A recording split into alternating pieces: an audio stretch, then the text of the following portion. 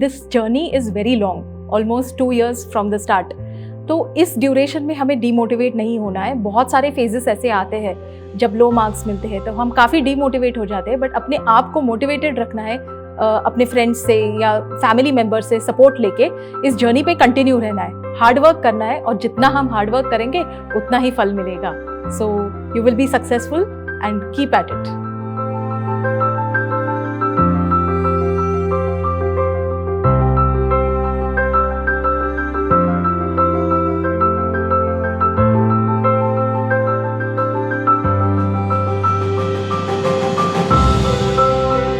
And welcome to Chamomile Tea with Toppers, an initiative by Unacademy. My name is Prateek Nayak, आपका history educator, और आज हमारे साथ है all India rank 13 UPSC CSE 2021 Priyamvada Mardarkar. Hello sir. Hello, hi Priyamvada, thank you very much for coming on this show. शुरुआत करते हैं हम 30 मई 2022 से। इस दिन की खासियत क्या है आपके जीवन में? What is the significance of this day? Sir, जैसे ही रिजल्ट आया इतनी खुशी हुई और इतना रिलीफ महसूस हो रहा है कि finally I am out of the process and there is clarity on what I will be doing next. So it's full of happiness. मतलब कैसे शुरुआत कैसे हुई थी? मतलब 30th में आपने खुद देखा था रिजल्ट या someone told you on phone or something? My husband called me and informed me about the result. Right. So my initial reaction was total disbelief. Rank 13, I had never dreamt that I'll get such a high rank. And then there were almost tears in my eyes. I called my mother, I informed my parents, and they were also so happy. So since then, so many people have reached out who read in the news and with whom we have not been in touch for so many years. And it's a different atmosphere, very difficult to describe. तो मतलब पूरी एक अचानक से वो हालत बदल गए, जज्बात बदल गए, exactly. ऐसी वाली फीलिंग थी। Exactly. वेरी इंटरेस्टिंगली प्रियमवदा, आप ने बताया कि 30th में, और आपका शायद इंटरव्यू भी थोड़े दिन पहले ही ख़त्म हुआ था। हाँ. तो you were having this kind of like know एक ब्लरी इमेज आपके माइंड में आ रही थी, और अचानक से ही माहौल बदल गया। शुरुआत करते हैं कि आपको किस चीज़ ने मोटिवेट किया कि आपको सिविल सर्विसेज की तरफ जाना है? थोड़ा बैकग्राउंड अपने बारे में थोड़ा बताएंगे आप? सर, मेरे फादर जो है he was working with a state government PSU in Maharashtra. So his example and role model was there before my eyes. So he was my it was a childhood dream for me. And but later on, because financial independence was important for me, I took up a job and I continued in that direction. And finally in July 2020, I took the plunge. अच्छा, आपने मतलब you got motivated within your family. Your father was the biggest motivation factor for you. Definitely Priyamvada, आपने बताया कि you took up a job after completing your graduation, right? Yes. तो थोड़ा अपने background के बारे में बताइए कि आपने किस डिसिप्लिन में ग्रेजुएशन किया है and what job you were doing, and ऐसा डर नहीं लगा कि आपको कि रिज़ाइन करके you are plunging into this examination process? Yeah. So I have done electronics engineering from VJTI. After that, I worked for 2 years in Pune. Then I did my MBA from IIM Bangalore. After that also, I was working in an investment bank for 4 years. And finally, in July 2020, I decided to quit my job and start preparing for civil services. So initially, yes, while taking the decision, there was a long process of 1 or 2 months when I was thinking whether this is the right way to go. But I was really looking for a sense of fulfillment. And even though in our corporate jobs we get a lot of money and the job is good, but that sense of fulfillment, that desire to impact the society at large through your work was there, and that is why I decided to go for this. That you decided, okay. तो आपने VJTI से फिर MBA और उसके बाद IIM Bangalore, Ivy League colleges से आप pass out होके ultimately coming back towards the public services. Very interestingly Priyamvada, मतलब एक वो रहता है कि प्लान बी वाला था आपने ऑलरेडी प्लान बी एग्जीक्यूट कर दिया था MBA करके, राइट सर। एंड आपने एग्ज़ाम भी अपीयर की 2020 में, मतलब शुरुआत की जुलाई 2020 में, जब कोविड के थ्रू हम लोग पास हो रहे थे, और उस टाइम पे इतनी नेगेटिविटी भी बहुत सारी थी। तो then how you like know overcame this, and what was the actual process? So Covid के टाइम एक्चुअली मैंने डिसीजन तो जैन में ही ले लिया था, इसलिए मैंने फॉर्म भी भर दिया था फर्स्ट अटेम्प्ट के लिए. But because of Covid life was totally hectic. work wise and घर पे भी काम होता था, तो I was not in a position to execute the plan. So finally July 2020 से शुरुआत हुई, and in a way because thankfully I could tide this, as you said, such a negative environment outside, but I could tide over it because I was involved in my books, and so in a way this preparation phase helped me through this phase. Right. तो मतलब आप आपने decide कर दिया कि भाई चलो एक बार हम लोग है ना पानी में कूद जाएंगे, फिर देखा जाएगा, and then you got tied with the books itself. Okay. Interestingly, Priyamvada, ये आपका सेकंड अटेम्प्ट था. Yes sir. फर्स्ट अटेम्प्ट आपने 2020 में ही दिया था, मतलब जब कोविड शुरू हुआ था और जुलाई में जब आपने तैयारी शुरू की. Yes sir. उस टाइम पे डिले भी हुई थी एग्जाम. Yeah. राइट. ओके. तो उस टाइम जो फर्स्ट अटेम्प्ट था उसमें आपकी तैयारी कैसे रही थी, मतलब you were able to reach the mains? No sir, I just gave the prelims that year in October 2020. तो वो 2 महीने का ही period था.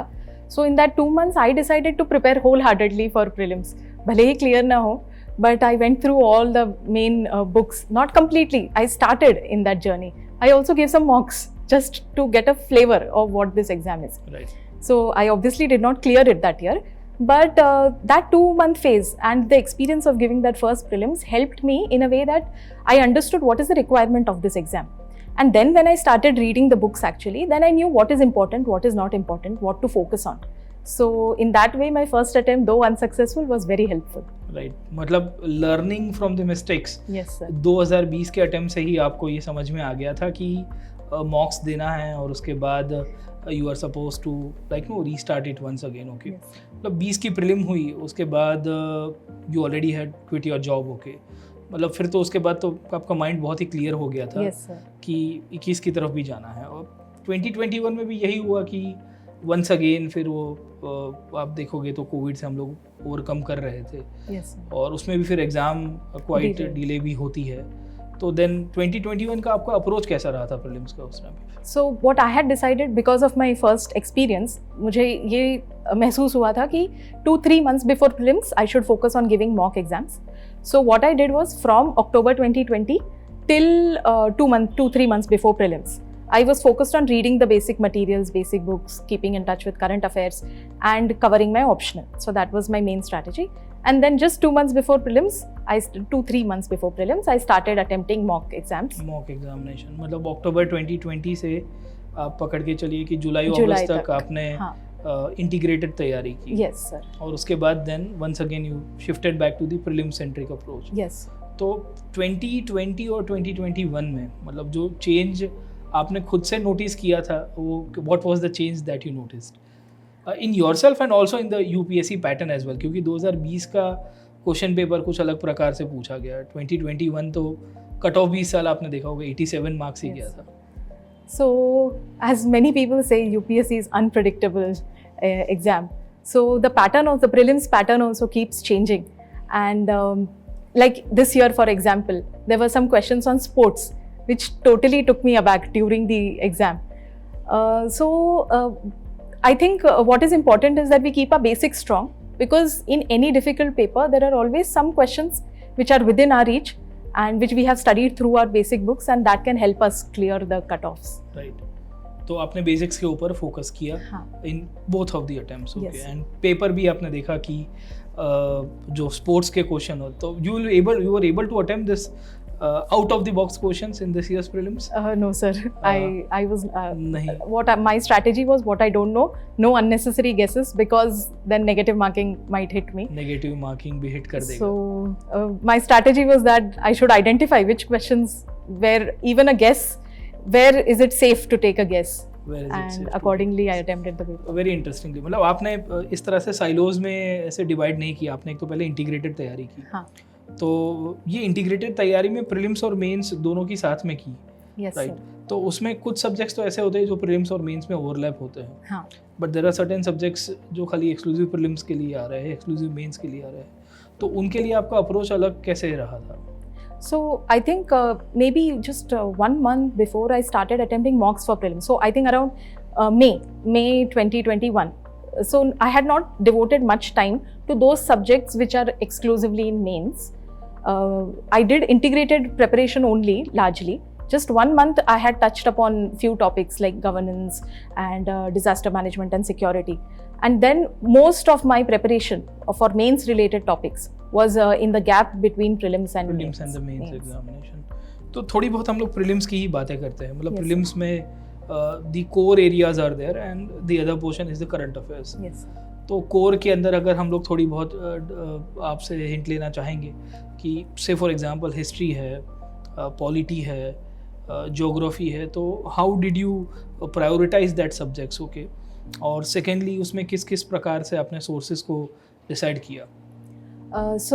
मैंने स्टार्टिंग में ही अपनी स्ट्रैटेजी बनाने के पहले मैंने बहुत सारे टॉपर टॉक्स सुने थे, बहुत सारे सक्सेसफुल कैंडिडेट्स के ब्लॉग्स पढ़े थे, जैसे नेहा भोसले मैम है, अनुदीप दुरी शेट्टी सर है, तो इन सब टॉपर्स से मुझे काफ़ी फ़ायदा हुआ.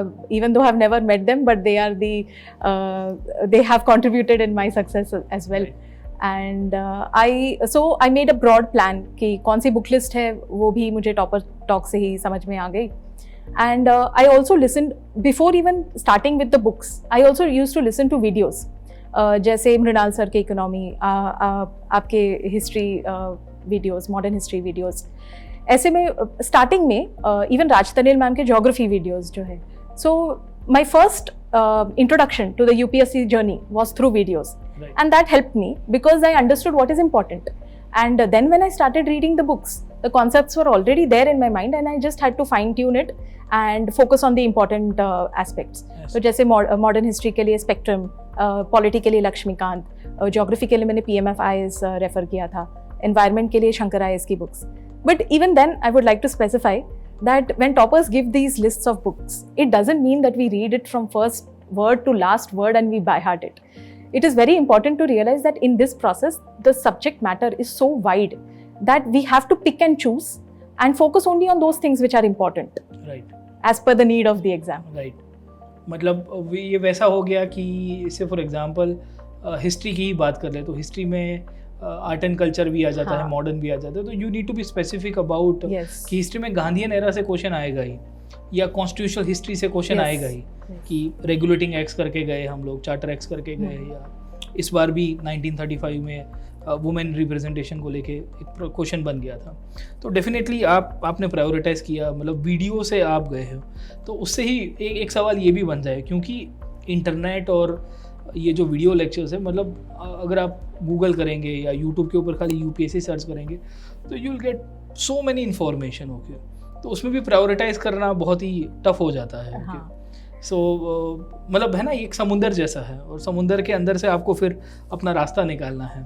So you had subject specific approach और टीचर स्पेसिफिक जो approach regarding this?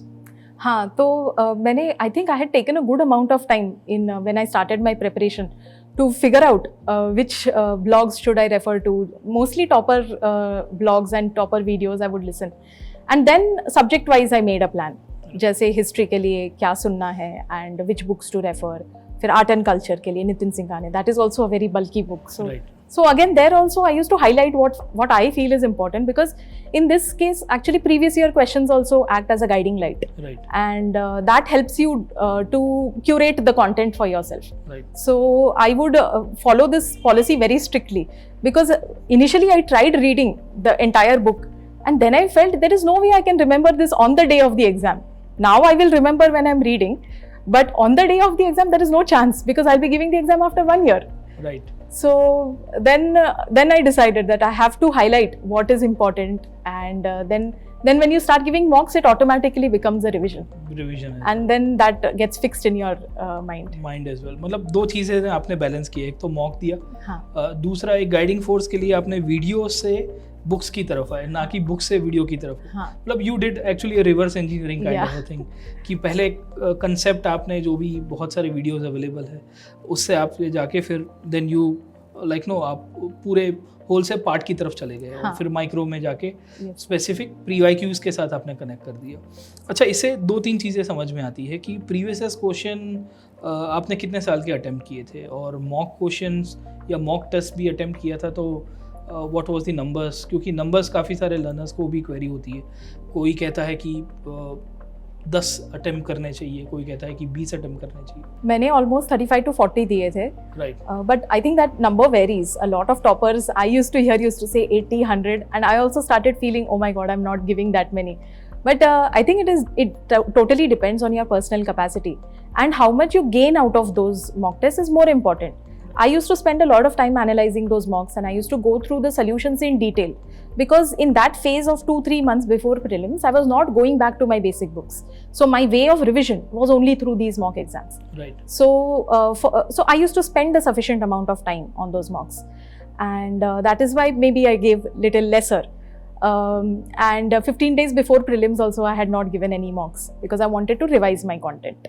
Revise and analysis. Yeah. मतलब एनालिसिस में what was the approach of the analysis? मतलब से फॉर एग्जांपल काफ़ी लर्नर्स की ये क्वेरी रह रही है कि मेरे मॉक क्वेश्चन हम अटेम्प्ट तो करते हैं, but then out of 3 statements are given, they know only 1, और बाकी 2 नहीं हो पता होता है, या उसमें क्वेरी होती है उसमें गलत टिक करके आते हैं. तो ऐसा आपके साथ भी शायद होता हुआ होगा. हाँ, तो मैं क्या करती थी, while solving the paper also, sometimes I used to make a mark, these two, I feel the answer will be one of these two. Right. So one of these two. That elimination I used to do while doing the paper itself. So that used to help me when I used to analyze that whether I came close and then I used to think, okay, what can help me improve to move towards 100% accuracy. 100% accuracy. और mock के अंदर आप marks भी count करते थे अपने? हाँ, towards the end मैंने शुरू किया था काउंट करना, तो कम आते थे मेरे. तो इसीलिए मैं बहुत डीमोटिवेट हो गई थी, बिकॉज बहुत सारे आई हैड गिवन सम जो प्लेटफॉर्म्स होते हैं जैसे विजन का अभ्यास है, वहाँ पे रैंकिंग भी देते हैं, तो मुझे काफ़ी कम आए थे. So I got very demotivated, and then I decided that I'm not going to give any more mocks, but let me focus on revision. Right. But I think in that 2 weeks I did a very focused revision. जैसे I made a list of things like national parks है, so entire list, national parks, wetlands, biosphere reserves, and जैसे polity के सारे articles है, fundamental rights, duties वगैरह, वो सारे by heart कर दिए एकदम. Right. So that I think that 2 weeks of focused revision helped me, because those were the high hit areas, and those were more likely questions which could be asked, and because of that I didn't miss out on the basics. Right. And that helped me. मतलब आपको एक तो mock और फिर revision, इसमें एक NCERT का भी रोल रहता है. मतलब you approach the NCERTs in a different way, या आपने एनसीईआरटी पढ़ा था तो किस हिसाब से आपने? तो मेरा एनसीईआरटी का अप्रोच थोड़ा डिफरेंट रहा है. मैंने ज्योग्राफी के एनसीईआरटीज पढ़े थे, हिस्ट्री के मैंने ज़्यादा कवर नहीं किए थे, 1-2 ही कवर किए थे. But then I realized just before prelims कि NCERTs are very important for history, particularly because of the trend of terminologies, ancient and medieval terminologies being asked. So I must say this, my sister actually, she read the NCERTs and she made a list of all the important words, and she gave it to me just 1 week before the prelims. So my approach was slightly different. Right. And history का मेरा पूरा coverage नहीं था, geography मैंने पूरा किया था. NCERTs. So NCERTs are also very important because we see a lot of questions being asked. और पॉलिटी में NCERTs फिर आपने किए थे कि? नहीं, पॉलिटी पे मैंने सिर्फ लक्ष्मीकांत थी. You had a single book approach. अच्छा, एक बुक अप्रोच के अंदर भी बहुत सारी क्वेरीज रहती है. मतलब काफ़ी लर्नर्स ऐसी क्वेरीज भी रखते हैं, या काफ़ी सारे लोगों की स्ट्रेटजी ऐसी भी रहती है कि एक सब्जेक्ट की 2 या 3 किताब रखेंगे, they will have 2-3 books. How was your approach regarding the geography या history हो गया? You had a single book approach, 2 book approach? I think 2 book approach is needed because one becomes your basic book, one becomes your standard book. Right. जैसे history के लिए NCERT, history geography के लिए NCERTs are your basic books, and your standard book is Laxmikant, modern history के लिए spectrum, और फिर वो हाँ, मैंने वो history के लिए ancient medieval के लिए तमिलनाडु बोर्ड की NCERT भी पढ़ी थी.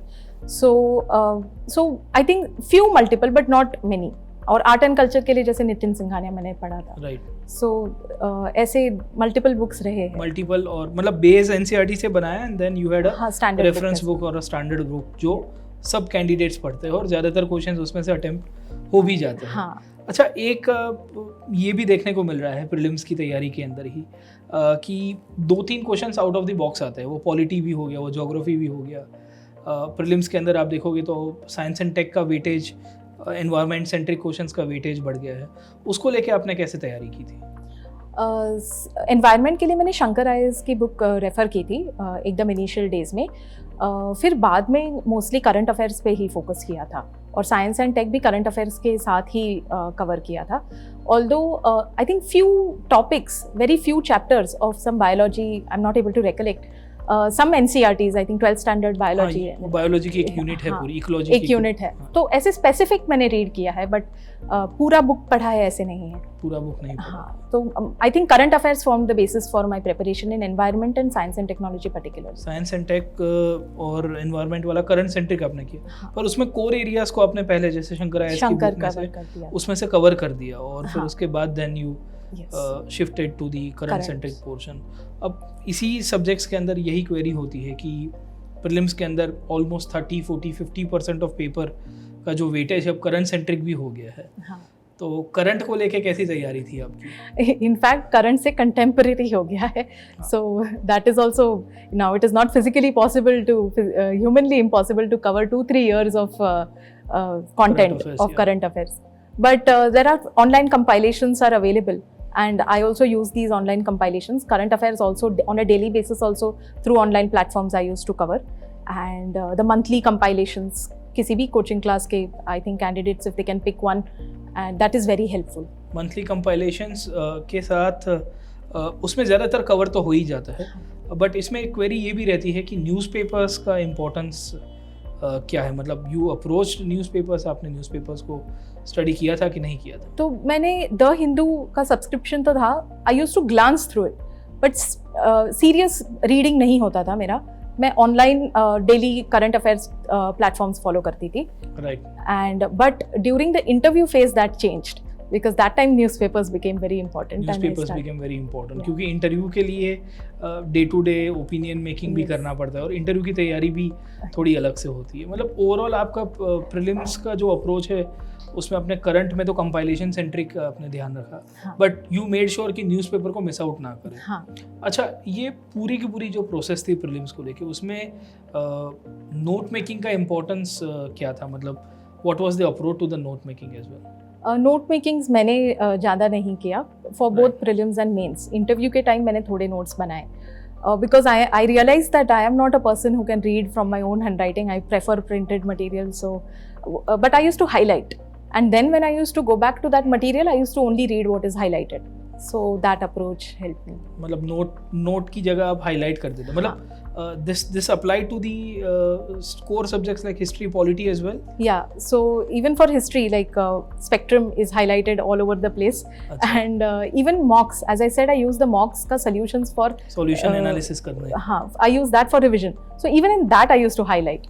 So that was a way in which I worked. मतलब ये इतना आपने सारा मॉक अटेम्प्ट किया था, जो मॉक टेस्ट थे उसके सॉल्यूशन को एनालिसिस किया, so that actually help you in the elimination as well in the prelims exam, क्योंकि इन्फॉर्मेशन जो गैदर कर रहे थे उससे शायद हेल्प हो गया होगा. Yes definitely.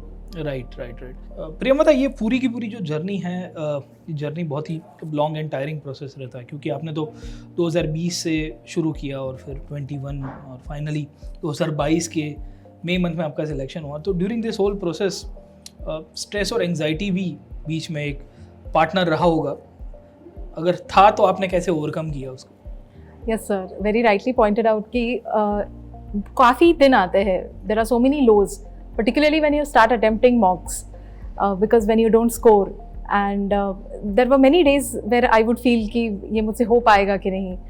But thankfully my family played a very supportive role, and everybody motivated me, particularly my mom and my husband.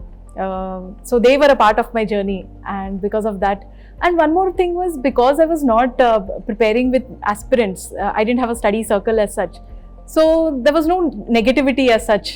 तो शायद मेरी नेगेटिविटी लेवल कम थी बिकॉज कंपैरिजन नहीं होता था. तो जस्ट मेरे स्कोर्स देख के ही मैं दुखी होती थी, तभी family used to support. Family, आपकी फैमिली, हस्बैंड हो गए या फादर मदर हो गए, उनके साथ आपने बात कर ली, संवाद कर लिया. तो फैमिली सपोर्ट और फैमिली पिलर एक अच्छा आपको मिल गया ये तैयारी के अंदर. ये पूरा जो प्रोसेस है, इसमें हमने प्रीलिम्स की बात की, अभी इसमें एक तो जीएस की बात की, करंट अफेयर्स की बात की. प्रीलिम्स में ही एक दूसरा पेपर आता है सीसेट का.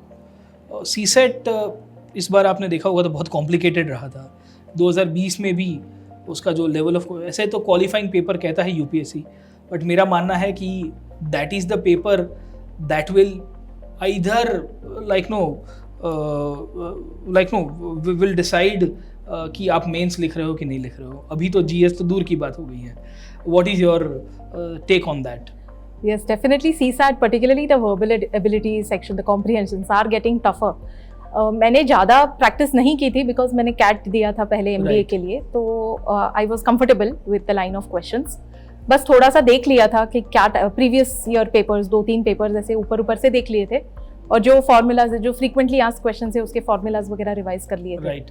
और कॉम्प्रिहेंशंस के लिए मेरी स्ट्रैटेजी ये थी कि मैं मैथ्स सेक्शन पे ज़्यादा फोकस करूंगी और फिर टाइम मिले तो कॉम्प्रिहेंशंस पे, क्योंकि उसमें नेगेटिव जाने के बहुत चांसेस होते हैं बिकॉज ऑप्शंस काफ़ी क्लोज रहते हैं. Right. तो to get the gist of that para is very important, और मैं वही कॉम्प्रिहेंशंस अटेम्प्ट करती थी जिसमें मुझे पैरा समझ में आता है. Right. अगर कुछ समझ में नहीं आता तो मैं उसको अटेम्प्ट नहीं करते थे. मतलब आपने मैथ सेंट्रिक तैयारी की है. हाँ. बट ओवरऑल जो भी लर्नर्स फ्यूचर में भी इनफैक्ट अपीयर करेंगे, उनके लिए आप क्या एडवाइस करेंगे कि क्या कोई एक ही सेक्शन के ऊपर आप वेट करके जा सकते हो या बैलेंस करने की आवश्यकता रहेगी? हाँ, बैलेंस करना ज़रूरी है, क्योंकि एक ही सेक्शन के ऊपर आप पूरा पेपर क्लियर नहीं कर सकते.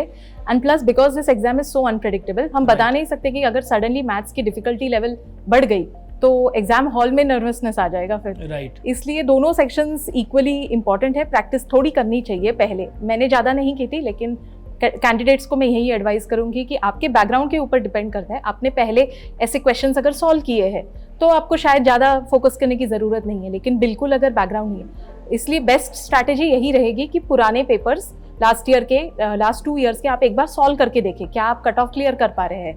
तो अगर नहीं है तो थोड़ा प्रैक्टिस करिए. और उसमें भी टाइम मैनेजमेंट का भी एक फैक्टर आ जाता है, क्योंकि सीसेट का पेपर कभी कभी ये होता है कि अटेम्प्ट तो हो जाएगा अच्छा खासा, चलो क्वालिफाई भी हो जाएंगे, पर 2 घंटे के अंदर भी करना है ना, तो उसके लिए भी प्रैक्टिस ज़रूरी है. प्रियंवदा, जैसे कि हम लोग डिस्कस कर रहे हैं कि प्रीलिम्स की तैयारी में सीसेट जीएस का बैलेंस करना, थोड़ी बहुत मेंस के बारे में बात करते हैं. मेंस के 4 पेपर थे और आपने पहले भी बताया कि इसकी तैयारी तो आपने इंटीग्रेटेड की थी, बट फिर मेन स्पेसिफिक जो तैयारी थी उसमें कैसे आपने अप्रोच रखा उसका? So if you go subject wise, GS1 में प्रीलिम्स का काफ़ी हेल्प होता है बिकॉज हिस्ट्री, ज्योग्राफी वगैरह कवर हो जाता है. सोसाइटी के लिए एक्चुअली मेरा ऑप्शनल सोशोलॉजी था, तो मुझे थोड़ा हेल्प हुआ. तो GS1 के लिए ज़्यादा मैंने स्पेसिफिक मेंस पर्सपेक्टिव से बस आंसर राइटिंग पे फोकस किया था. GS2 के लिए कुछ टॉपिक्स आते हैं जैसे IR और गवर्नेंस वगैरह कवर करना पड़ता है. उसके लिए मैं लक्ष्मीकांत का बेस था और थोड़ा वैल्यू एडिशन किया था मैंने सूनिया नोट्स से, तो उसमें एग्जाम्पल्स वगैरह पता चले थे, क्योंकि हमें कमिटीज़ के रिकमेंडेशंस और करंट एग्जाम्पल्स जो सुप्रीम कोर्ट जजमेंट्स है वो भी सब कोट करने पड़ते हैं, तो उस पर मैंने ध्यान दिया. और GS3 में इकोनॉमी का बेस बन चुका था प्रीलिम्स के वजह से. बाकी टॉपिक्स पे डिजास्टर मैनेजमेंट और सिक्योरिटी के लिए थोड़ा वैल्यू एडिशन के लिए नोट्स रेफर किए. GS4 के लिए मैंने ऑनलाइन कोचिंग ली थी एथिक्स के लिए, तो वो जो लेक्चर नोट्स थे वही मेरा बेस बन गया था. उसके ऊपर मैंने कोई बुक नहीं पढ़ी. बट मेंस के लिए सबसे इम्पॉर्टेंट होता है आंसर राइटिंग एग्जैक्टली, बिकॉज मैंने प्रीलिम्स के बाद शुरू किया, तो initially I couldn't complete the papers और I used to leave almost 20-30 marks, and so that was a big gap for me to fill. Right. और वो भी हुआ था कि मैं I have a work experience, तो काफ़ी गैप हुई थी, मेरी लिखने की आदत ही चली गई.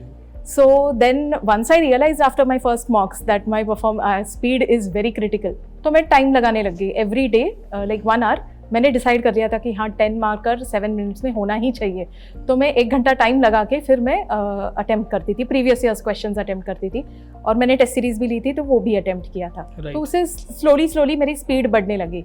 इनफैक्ट मेरे जो सोशोलॉजी के टेस्ट है, फर्स्ट टेस्ट में ऑलमोस्ट 50 मार्क्स छोड़ा था, लास्ट मॉक टेस्ट में पूरा पेपर अटेम्प्ट कर, इतनी खुशी हुई थी मुझे, और फाइनली भी मैं सारे क्वेश्चंस अटेम्प्ट कर पाई थी फाइनल मेंस. मतलब एक आपका प्रोग्रेसिव ग्रोथ कर्व रहा है, और जहां एक टाइम के ऊपर आप 30 मार्क्स छोड़ के आ रहे थे, and then you are able to reach out and complete the whole paper. मतलब उसका वो खुशी का एक वो मायना ही अलग हो जाता है. एग्जैक्टली. बट एक चीज़ आपने बताई कि आपने प्रीलिम्स के बाद शुरू किया था. What was the reason for that? क्योंकि काफ़ी सारे कैंडिडेट्स कुछ लोगों को ये भी मन में एक प्रश्न होता है कि फर्स्ट डे से ही करना हितावह है, या आपने जैसे प्रीलिम्स के बाद किया था? एक्चुअली मेरी ये गलती ही रही है, क्योंकि वो इतना मेंटल ब्लॉक रहता है ना, हमेशा ऐसे लगता है कि हाँ नहीं अभी प्रिपरेशन हुई नहीं है, पूरी प्रिपरेशन करूँगी और फिर मॉक्स लिखूंगी। तो वो एक तरीके का मेंटल ब्लॉक था राइटिंग के लिए, इसलिए मैं पुश करती रही उसे। But the sooner you start it is better. थोड़ा अगर सिलेबस का एडवाइस थोड़ा अगर सिलेबस कवर हो जाए तो you should start answer writing. मैंने प्रीलिम्स के बाद थोड़ा एक्चुअली सोशियोलॉजी के लिए थोड़ा शुरू किया था पहले, बट जीएस के लिए पूरा आफ्टर प्रीलिम्स। जीएस के लिए आफ्टर प्रीलिम्स, पर एक बार आपका थोड़ा बेस बन गया उसके बाद करिएंगे तो ज़्यादा ठीक रहेगा, वरना तो फिर एग्जाम्पल्स नहीं मिलेंगे। अच्छा, आंसर राइटिंग में अपने फैक्ट्स को किस तरह से इनकलकेट किया था? फैक्ट्स पर्टिकुलरली जीएस 3 में काफ़ी इंपॉर्टेंट होते हैं, तो इंट्रोडक्शन में ही मैं फैक्ट्स इंक्लूड कर देती थी।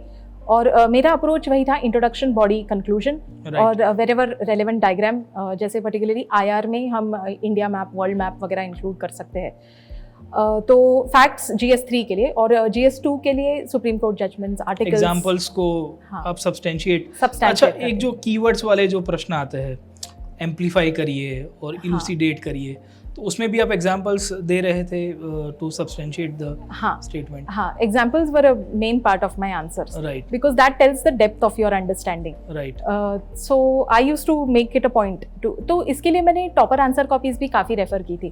जैसे लास्ट ईयर के शुभम कुमार जो AIR 1 थे, उनकी कॉपीज, उनकी इनफैक्ट करेक्टेड कॉपीज उन्होंने अपने टेलीग्राम चैनल पे शेयर की थी, तो उनका मैंने बहुत फ़ायदा लिया। मतलब every question I had gone through it, तो मुझे काफ़ी अंडरस्टैंडिंग आई कि कैसे आंसर लिखना है और कौन से एग्जाम्पल्स इंक्लूड करने हैं। जैसे वो स्ट्रैटेजी, नीति आयोग की स्ट्रैटेजी एट 75, वहाँ से क्या रिकमेंडेशंस है, ऐसे वैल्यू एडिशन करती थी मैं। Value addition from the toppers previous notes and the contemporary judgments या जो भी आ गए, कमिटीज आ गई, उन सब के थ्रू आपने बेस बनाया। इवन फॉर दैट मैटर जो मॉक टेस्ट के सोल्यूशंस होते हैं, जहाँ पे मैंने टेस्ट सीरीज ज्वाइन की थी विजन की या फोरम की, उनके जो सोल्यूशंस होते हैं वो सोल्यूशंस भी मैं बहुत ही फोकस करके हाईलाइट करके मैं इनकॉर्पोरेट करती थी जो भी इम्पोर्टेंट लगे। और उससे क्या होता था कि कंटेम्पररी जो टॉपिक्स है वो कवर हो जाते थे, कवर हो जाए। तो those are like high hit questions, तो उस पे फोकस करना चाहिए। राइट। तो एक मॉक टेस्ट का एनालिसिस आपने मेंस में भी आपने उसको इंटीग्रेट कर दिया in your mains answer writing strategy as well. आपने 3 सब्जेक्ट्स, मतलब GS 1, 2, 3 तो मोस्ट प्रॉब्ली सेल्फ स्टडी से किया, GS 4 के लिए आपने गाइडेंस भी लिया था, राइट। ये तो हो गई GS की बात। इसमें एक और पेपर आता है एसे का, तो एसे का अप्रोच कैसे आपने फिर उसको गाइड डिज़ाइन किया? एसे के लिए मैंने प्रीलिम्स के पहले कुछ प्रिपरेशन नहीं की थी, सो आफ्टर प्रीलिम्स मैंने सारे टॉपर कॉपीज़ डाउनलोड किए। I think topper copies have help me a lot through this journey. तो जैसे अनुदीप दुरिशेट्टी सर का जो एसेज है, लास्ट ईयर के एक टॉपर है राधिका गुप्ता मैम, उन्होंने भी अपना ब्लॉग लिखा है और उसमें पूरी स्ट्रैटेजी डिटेल आउट की थी, तो मैंने इसका बहुत फ़ायदा लिया। तो between prelims and mains I think almost every alternate day I used to try and read one essay, तो उससे काफ़ी आइडिया आई, एनेक्डोट्स आ गए, ऑलमोस्ट कोट्स मैंने कोटेशंस का कंपाइलेशन कर लिया। तो and I used to try and include this in my essay. मैंने शायद 2-3 एसेज ही लिखे थे, तो उसमें भी वही फ्रेमवर्क फॉलो किया। एक्चुअली एक स्मृति शाह मैम का यूट्यूब पे लेक्चर है, तो वो जो फ्रेमवर्क बताया था कि जैसे एक एनेक्डोट से, स्टोरी से शुरू करना है, फिर हमारी अंडरस्टैंडिंग क्या है ऐसे टॉपिक की, वो सेकेंड पेज पे एक्सप्लेन करना है, फिर सबटाइटल्स यूज़ करके अलग अलग डायमेंशंस एक्सप्लोर करने हैं, इकोनॉमिक, पॉलिटिकल एट्सेट्रा, और प्रोज एंड कॉन्स दोनों डिस्कस करने हैं, और फिर एक कंक्लूजन। तो वही फ्रेमवर्क मैंने माइंड में रखा और वही फॉलो किया। उसी को ही, मतलब आपने एक फ्रेमवर्क ले लिया। पर इस साल का आपने जब जिस साल अभी जो एग्ज़ाम क्लियर किया, मतलब 2021 की जो मेंस एग्ज़ाम है, ऐसे का पेपर तो बहुत ही फिलोसफिकल था, तो उसमें आपने मतलब किस तरह से, how you came to the conclusion कि यही 2 ऐसे लिखने हैं? Which 2 essays you attempted? I think मैंने वो the hand that rocks the cradle वाला, दूसरा मुझे अभी याद नहीं आ रहा है सर। सो उसमें भी मैंने सेम ही अप्रोच रखा था। Started with N anecdote, then explained what I understand from the topic, right, and then I tried to include as many quotes as I could. Examples मैंने बहुत quote किए थे ऐसे के अंदर, ऐसे के अंदर, क्योंकि वो वुमेन सेंट्रिक ऐसे था, मदरहुड के ऊपर था, और फिर उसके ऊपर आप लिंकअप भी कर सकते हो। अच्छा, ऐसे के एरियाज आपने कोई डिवाइड किए थे कि एनवायरनमेंट स्पेसिफिक या वुमेन स्पेसिफिक आप करके गए हो? हाँ उस तरह सर, से वो लिस्ट बना ली थी मैंने, जैसे women centric, health, education, tourism, ऐसे जो कॉमन टॉपिक्स है। फिर आजकल एआई और technology related, science and tech related भी एक टॉपिक आता है। फिर जैसे वॉरफेयर पे, स्पेस टेक्नोलॉजी पे, ऐसे ऐसे टॉपिक्स मैंने कवर किए थे। I used to read past toppers के कॉपीज, तो उसमें से थोड़ा कंटेंट बन गया था। कंटेंट वहाँ से मतलब यू हैड द इंफॉर्मेशन और उसको आपने फिर नोटिंग कर दिया होगा या कलेक्ट कर दिया होगा? हाँ, बस कलेक्ट करके रखे थे। मेरी तो वही स्ट्रैटेजी रहती थी, मैं हाईलाइट करती थी, फिर एग्जाम के पहले ऐसे ग्लांस करते थे मतलब दी होल, क्योंकि आपके पास इतनी सारी नोट्स भी इकट्ठी हुई होगी। हाँ। तो मतलब you used to collect it online, आप नोट्स मेकिंग करते थे या ये जो कलेक्शन का जो पूरा? I am a hard copy kind of a person. अच्छा, ओल्ड स्कूल मेथोडोलॉजी से ही आप चलते हो। तो used to get the print outs and then उसको नोटिंग कर दो। और पर उससे फर्क तो पड़ ही जाता होगा, क्योंकि आप हाईलाइट करते थे। हाँ। तो एक विजुअल मेमोरी भी क्रिएट हो जाती है। राइट। तो एक हो गया आपकी एसे की तैयारी हो गई, जीएस के 4 पेपर हो गए। जो एक सबसे मोस्ट इम्पॉर्टेंट पार्ट मेंस का होता है वो है ऑप्शनल। अब सवाल यहाँ 3-4 क्वेरीज रहती है। एक होता है कि what optional actually you choose, okay, और क्यों यही किया था आपने, और अल्टीमेटली फ्यूचर के एस्पिरेंट्स को भी यहाँ अगर ऑप्शनल चूज करना हो तो what should be the methodology they should adopt? मैंने सोशियोलॉजी ऑप्शनल दिया था, तो मैंने बस यही पैरामीटर रखा था कि गाइडेंस अवेलेबल है, मटेरियल अवेलेबल है कि नहीं। So sociology is a very commonly taken opted for optional. So और जैसे नेहा भोसले मैम है, जब मैं डिसाइड कर रही थी ऑप्शनल जुलाई अगस्त 2020 में, तभी रिजल्ट्स भी आए थे उस साल के। तो मैम ने अपना ब्लॉग लिखा था, तो वहाँ पे उन्होंने अपनी स्ट्रैटेजी, उनका बैकग्राउंड भी सिमिलर था IIM से, वो भी ग्रेजुएट है, तो वही उनका भी सोशियोलॉजी ऑप्शनल था। फिर मैंने देखा कि काफ़ी सारा मटेरियल भी अवेलेबल है, फिर मैंने वही सिलेक्ट कर लिया। और मैंने सिलेबस देखा तो रियलाइज़ हुआ कि हाँ, this is something that I can study at length, क्योंकि ऑप्शनल के साथ बहुत ज़्यादा टाइम स्पेंड करना पड़ता है। तो इट इज़ वेरी इंपॉर्टेंट कि हमारा भी इंक्लिनेशन है कि नहीं, वो देखना चाहिए। तो सोशियोलॉजी का सिलेबस मैंने देखा, फिर मुझे आइडिया आया कि हाँ, this is something that I can study for long hours. तो that is how I selected the optional. एक गाइडेंस फैक्टर आया सिलेक्शन में, आपने देखा कि मटेरियल और एक इंटरेस्ट आपने बताया कि लॉन्ग आवर्स तक स्टडी, और मोस्ट प्रॉब्ली यही 3 बेस आपके बन गए होंगे। हाँ। और आपने गाइडेंस भी लिया था सोशियोलॉजी के लिए? मैंने ऑनलाइन कोचिंग ली थी प्रवीण किशोर सर से। एंड ओवरऑल फिर उसमें आंसर राइटिंग का कैसा अप्रोच रहा? सो सोशियोलॉजी की मेरी काफ़ी लंबी जर्नी थी। मैंने अक्टूबर 2020 में कोचिंग लिया था, तो 3 महीने का कोचिंग, तो तभी मेरी जो नोटबुक्स बन गई थी, they became a base. But after 3 months मुझे बस रफ आइडिया था उस सब्जेक्ट का, इन डेप्थ नॉलेज बन नहीं गया था। So then I went to reference books, जैसे सोशियोलॉजी के लिए हरलम बोस है, और ऐसे बहुत सारी, मैंने सोशियोलॉजी काफ़ी डिटेल में पढ़ा था, तो बहुत सारे टॉपिक वाइज मैं डिफरेंट बुक्स रेफर करती थी। राइट। बट ऐसे नहीं है कि मैंने पूरा बुक पढ़ा है, अगेन टॉपिक वाइज जो सिर्फ उसी के लिए रेफरेंस लेती थी। और फिर वहाँ से सोशियोलॉजी के लिए मैंने थोड़े बहुत नोट्स बनाए पेपर 2 के लिए स्पेसिफिकली, क्योंकि वो करंट इंडियन सोसाइटी रिलेटेड होता है, तो उसमें ऐसे फिक्स्ड मटेरियल है नहीं। तो उसके लिए मैंने थोड़े बहुत नोट्स बनाए थे। पेपर 1 काफ़ी स्टैटिक है और प्रीवियस ईयर थिंकर्स भी आते हैं, तो उसमें काफ़ी सारा मटेरियल भी अवेलेबल है। एंड बहुत सारे प्रीवियस ईयर्स क्वेश्चंस अगर आप देखें तो काफ़ी रेपिटेशंस भी होते हैं, तो वो हाई हिट एरिया है। बट पेपर 2 थोड़ा टफ लगता था मुझे, तो मैंने उसके लिए नोट्स बनाए थे। फिर ऑनलाइन भी कुछ प्लेटफॉर्म्स है, जैसे स्लीपी क्लासेस, उनके videos they served as a revision for me. दूसरी बार जब मैं सुनती थी तो टॉपिक्स वो रिकलेक्शन बढ़ जाता था उसके वजह से। और सोशियोलॉजी के लिए भी नेहा मैम के जो आंसर कॉपीज थे वो भी मैंने एक्सटेंसिवली रेफर किए, तो उससे फॉर्मेट पता चला कि जैसे इंट्रोडक्शन पॉइंट वाइज कैसे लिखना है, तो उससे मैंने वैल्यू एडिशन किया मेरे आंसर्स में। राइट, मतलब आपने इसमें भी ऑनलाइन प्लेटफॉर्म्स और उसकी जितनी भी हेल्प ले पाएंगे उससे, और साथों साथ आपने स्टैटिक के साथ कवर कर दिया। तो ये तो हो गई मेंस, और मेंस की आंसर राइटिंग ऑप्शनल की हो गई, और सबसे लास्ट फेज आता है इंटरव्यू का फेज। तो अब सवाल ये है कि इंटरव्यू की तैयारी आपने कब से शुरू की, मतलब before the mains result came out और after the results, so before the mains result came out मैंने थोड़ा बहुत शुरू किया था डैफ रिलेटेड, राइट, बट पूरा नहीं किया था. I had taken some break after mains, और तभी मैं शिफ्ट भी हुई थी फ्रॉम मुंबई टू हैदराबाद, तो Right. तभी मैंने ज़्यादा प्रिपरेशन नहीं किया था. तो जैसे ही रिजल्ट आ गया फिर लग गई मैं पूरा करंट अफेयर्स. सो इंटरव्यू के लिए 2 चीज़ें होती है, हमारा डैफ डिटेल एप्लीकेशन फॉर्म जिसमें पर्सनल इन्फॉर्मेशन होती है, राइट, और हमारा करंट अफेयर्स.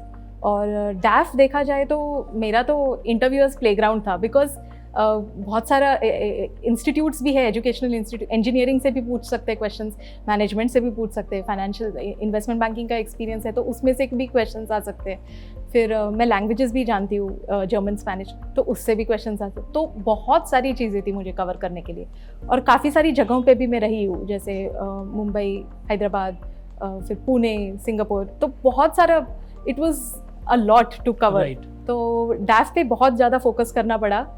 सो हर टॉपिक के लिए बहुत सारा इन्फॉर्मेशन गैदर करके रख लिया था.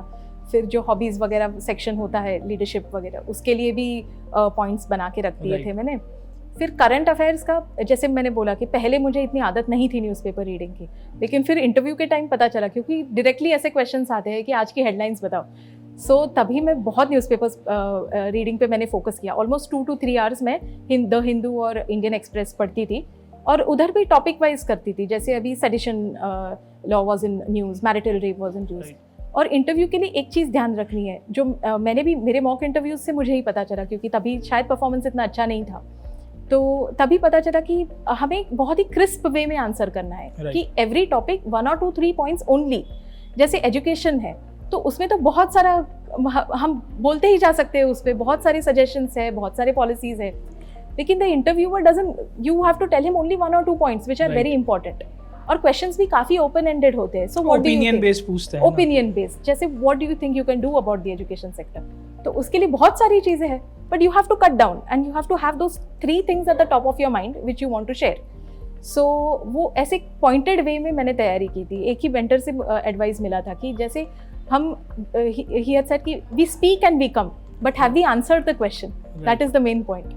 तो ये याद रखा था मैंने, और इसलिए मैं जब प्रिपरेशन करती थी तभी 2-3 पॉइंट्स हर चीज़ पे ऐसे करके रिवाइज करती. मतलब पूरे एक डेफ और करंट सेंट्रिक दोनों अप्रोच रखा था. इंटरव्यू का एक्सपीरियंस आपका कैसा रहा, मतलब हाउ इट वेंट? आपने सोचा था वैसा था, या तो एज ऑलवेज यूपीएससी का जो अनप्रिडिक्टेबल पार्ट है वैसा रहा?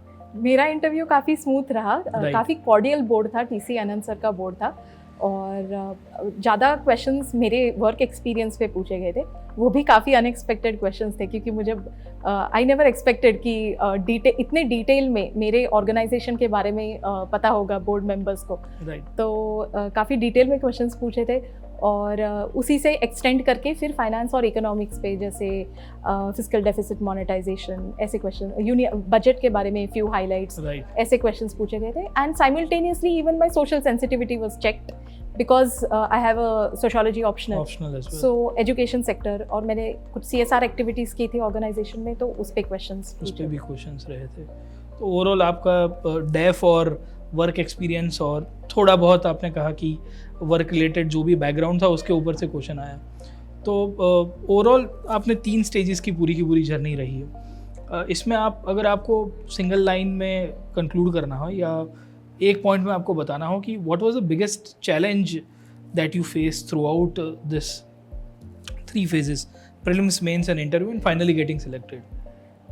बिगेस्ट चैलेंज ये होता है कि इसमें वी आर नेवर श्योर कि ये होगा कि नहीं होगा.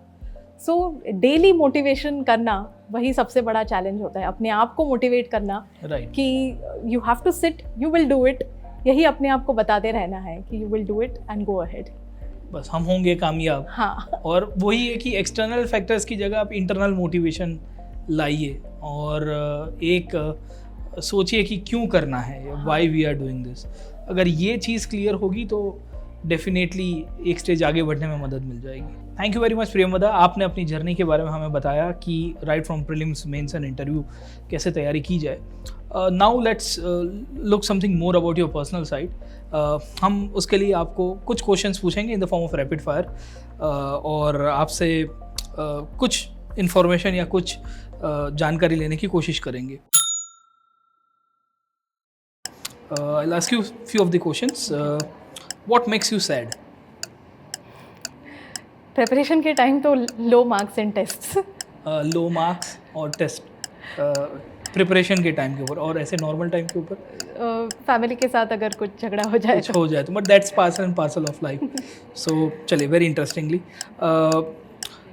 एक ऐसी कोई बुक, मूवी या टीवी शो जिससे देख के आपको लग रहा है कि बहुत परिवर्तन, बहुत चेंज आया है आपके अंदर. सो बचपन में इग्नाइटेड माइंड्स पढ़ी थी मैंने, डॉक्टर APJ अब्दुल कलाम की बुक. तो that was a very impactful book that has played a role in shaping my journey. APJ Abdul Kalam sir की. एंड कोई मूवी, ऐसा कोई टीवी शो आपने? Not matlab I have watched like movies like Chak De Swades and all these are my favorite movies, but I think that I would still say that the book played a larger role. Book played a larger role, okay. So अगर आपको women and child development minister बना देते हैं, what will be the immediate 3 actions that you will take as a woman? So first of all, for the women only. Okay, so first of all, girl child education is something that is close to my heart. और काफ़ी सारे drop outs हो रहे हैं. Now I am a married women, so I know how important it is, family support how important it is. So यही message, and I would like to encourage women to go for higher education. So if any schemes, or I would try to implement those schemes for higher education for women. What makes you hopeful? Sir, many stories on social media that we see nowadays. काफ़ी सारे platforms के पे share होती है बहुत सारी stories, तो मैं बहुत इंटरेस्ट से पढ़ती हूँ और इसी से मुझे लगता है कि हाँ, there is a lot of hope, people fighting a lot of diversities and still coming out on the top. So that gives me a lot of hope. अच्छा, महाराष्ट्र और तेलंगाना, क्योंकि आपका नेटिव महाराष्ट्र से है, now you are settled in Hyderabad Telangana, सबसे ज़्यादा पसंद क्या है? अभी तक महाराष्ट्र ही पसंद है. And at what age you like to retire? If given a choice, I would not like to retire at all. Not retire at all. So you like to keep on working for the people and for the social welfare. Yes. Chalo, very interesting, Priyamvada. Thank you very much for this rapid fire questions. And आपने बहुत सारी information ऐसी भी हमको बताई है जो आपका एक पर्सनल ट्रेट को भी रिफ्लेक्ट करता है, और हम आपको अनअकैडमी की तरफ से इसके लिए ये गिफ्ट हैम्पर दे रहे हैं for this. Thank you sir, thanks a lot. Thank you. आप कोई टॉपर को टैग करना चाहेंगे जिनके साथ हम लोग फिर से एक ऐसा ही एक प्रोग्राम कर पाए? सर, इस साल के जो रैंक 1 है श्रुति शर्मा जी, उनका एक्सपीरियंस मैं जानना चाहूँगी, and what was it that took her to the top. चलिए, thank you very much. Will definitely make sure कि श्रुति शर्मा रैंक 1, उनको भी हम कैमोमाइल टी विद टॉपर्स के अंदर लेके आए और उनका एक्सपीरियंस भी जाने. प्रियंवदा, एक कंक्लूडिंग नोट के ऊपर जानना चाहेंगे कि फ्यूचर लर्नर्स, एस्पिरेंट्स जो इस साल भी प्रीलिम्स दे रहे हैं या अगले साल भी दे रहे हैं, उनके लिए क्या मैसेज होगा? फ्यूचर एस्पिरेंट्स को मैं ये मैसेज देना चाहूँगी कि this journey is very long, almost 2 years from the start. तो इस ड्यूरेशन में हमें डीमोटिवेट नहीं होना है. बहुत सारे फेजेस ऐसे आते हैं जब लो मार्क्स मिलते हैं तो हम काफ़ी डीमोटिवेट हो जाते हैं, बट अपने आप को मोटिवेटेड रखना है, अपने फ्रेंड्स से या फैमिली मेम्बर से सपोर्ट लेके इस जर्नी पे कंटिन्यू रहना है, हार्ड वर्क करना है, और जितना हम हार्ड वर्क करेंगे उतना ही फल मिलेगा. So you will be successful and keep at it. Thank you very much Priyamvada for this wonderful message. अगर आपको ये प्रोग्राम अच्छा लगा तो ज़रूर से लाइक, शेयर एंड सब्सक्राइब कीजिएगा. And if you have any other queries, you can type down in the comment section. We'll make sure that your queries will be answered by one more topper in the same show. My name is Pratik Nayak, signing off with Chamomile Tea with Toppers. Thank you very much.